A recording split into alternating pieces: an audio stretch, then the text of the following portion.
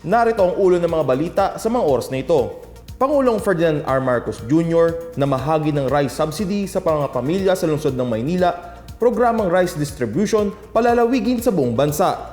Mga ahensya ng gobyerno iniutos ng Malacanang na pagtulungan ng mabilis na pamamahagi ng fuel subsidy at diskwento sa pasahe. Panukalang batas na magbababa sa value added tax sa 10% isinusulong sa Senado.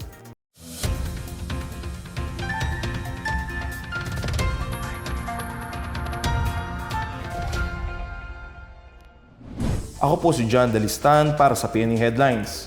Nangako si Pangulong Ferdinand R. Marcos Jr. na palalawigin ang mga programa ng gobyerno para sa pamamahagi ng bigas. Sinabi niya ito habang pinangungunahan ng pamamahagi ng rice subsidy sa mga residente ng lungsod ng Maynila ngayong Huwebes. Ginanap ang pamamahagi ng bigas sa ilalim ng programang Biyayang Bigas para sa Maynila sa SM City, Manila. Bawat benepisyaryo ay binigyan ng tig 10 kilo ng bigas. Ang programang ito ay pinondohan ng Office of the President para tulungan ang tinatayang 80,000 kabahayang Manilenyo sa loob ng 6 na buwan. Sa kanyang talumpati, sinabi ni Marcos na inaasahang makakagaan ang programa sa mga pamilyang apektado ng pagtaas ng mga gastusin dahil sa gulo sa Middle East. Dagdag pa niya, ipagpapatuloy ang pamamahagi ng bigas sa iba pang bahagi ng bansa. Naglabas ang Office of the President ng 286 million pesos para sa pamahalaang lungsod ng Maynila sa pamamagitan ng financial assistance to local government units. Ito po ang simula, kagaya ng sabi ko, nauna ang Maynila, ngunit patuloy po ito at saka buong bansa ay mabibigyan natin. Nataon naman na nagkaroon ng krisis pa sa gitnang silangan sa Middle East. Nakita naman natin ang pangyayari ng kagera, nagtaasan ng presyo ng langis. Alam naman natin, pag tumaas ang presyo ng langis, sabay-sabay, lalong-lalo na ang pagkain. Kaya yun ang binabantayan namin na mabuti. Na kahit papano, na yung hindi ganong kabigat ang magiging epekto sa taong bayan. Pinapakilos ng Malacanang ang lahat ng ahensya ng gobyerno para bilisan ang pamamahagi ng fuel subsidy para sa mga driver at operator ng pampasaherong sasakyan at discount sa pasahe para sa mga commuter. Inilabas ang direktibang ito sa isang pagpupulong sa Malacanang kaugnay ng pagpapagaan sa epekto ng pagtaas ng presyo ng krudo dahil sa gulo sa Middle East sa mga Pilipino. Pagtutulungan ito ng mga lokal na pamahalaan at mga ahensya tulad ng Department of the Interior and Local Government, Department of Energy, Department of Transportation, at Land Transportation, Franchising and Regulatory Board. Ayon kay Executive Secretary Ralph Recto, inutos ni Pangulong Marcos sa mga ahensya na tiyakin ang organisadong paglalabas ng naturang assistance package. Kabilang dito ang tulong para sa mga operator at driver ng jeepney at UB Express sa ilalim ng Pantawid Pasada Fuel Subsidy Program. Kasama rin ang service contracting program sa mga piling bus at jeep kung saan magkakaroon ng 20% discount sa pasahe ang mga pasahero.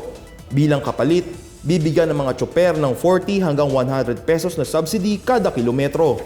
Inaasahang makikinabang sa transport assistance ang nasa 50,000 public utility vehicle driver, 1,000 operator at tinatayang 15 milyong commuter.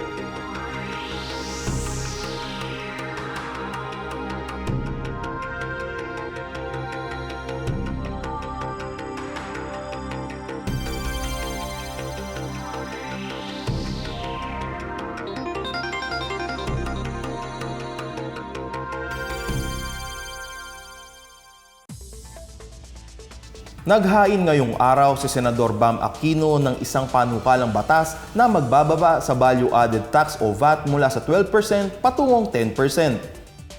Ayon sa Senador, naglalayo ng Senate Bill No. 2047 na bawasan ng VAT sa mga produkto at serbisyo kabilang ang langis sa pamamagitan ng pag-amyenda sa mahalagang probisyon ng National Internal Revenue Code.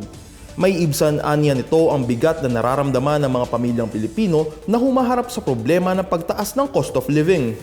Mapapababa din ng panukalang batas ang presyo ng mga produkto at serbisyo sa sektor ng transportasyon at mga pangunahing pangangailangan na siyang magpapalakas naman sa purchase power ng mga kabahayan. Dagdag pa ng senador, kailangan mapalakas ito ng improved tax administration upang matugunan ng anumang leakage, mapalakas ang pagsunod at matiyak ang patuloy na paglikha ng kita.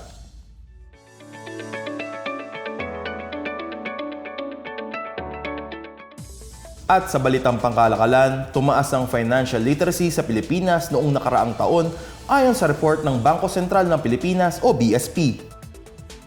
Base sa 2025 Consumer Finance and Inclusion Survey na inilabas nito lang Miyerkules, umakyat sa 74% ng mga Pilipino ang nakasagot ng tama sa kalahati ng mga financial literacy question mula sa 69% noong 2021. Tumaas naman sa 34% ang bank account ownership sa mga kabataang Pinoy edad 15 hanggang 19 noong 2025 mula sa 27% noong 2021. Kabilang sa financial accounts ang mga bangko, e-wallet at iba pang uri ng transaction accounts. Bukod dito, umakyat din sa 25% ang account ownership ng mga kababaihang Pilipino noong 2025 mula sa 20% noong 2021. Isinagawa ang nasabing survey mula February 16 hanggang July 24, 2025 kung saan mahigit 8,700 ang nakuhang interview mula sa mga Pinoy edad 15 pataas mula sa iba't ibang rehiyon sa bansa. Samantala, magbibigay ang Social Security System o SSS ng loan penalty condonation at pabibilisin ang implementasyon ng taas pensyon sa gitna ng mga hamong dulot ng tensyon sa gitnang silangan.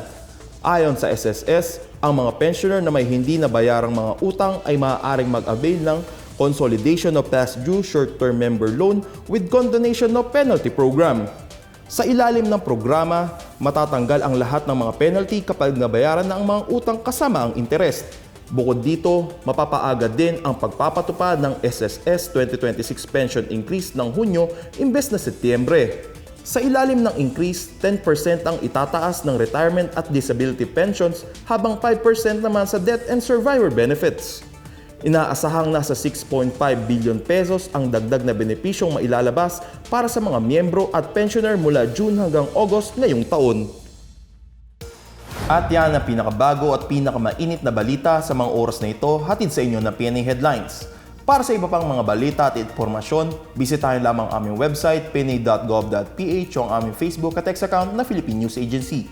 Mapapanood din ang PNA Headlines sa pamamagitan ng link sa website ng News and Information Bureau sa ilalim ng PNA News at sa YouTube account ng Philippine News Agency. Ako po si John Dalistan at ito ang PNA Headlines, naghahatid ng mga balitang nagbubuklod sa bagong Pilipinas.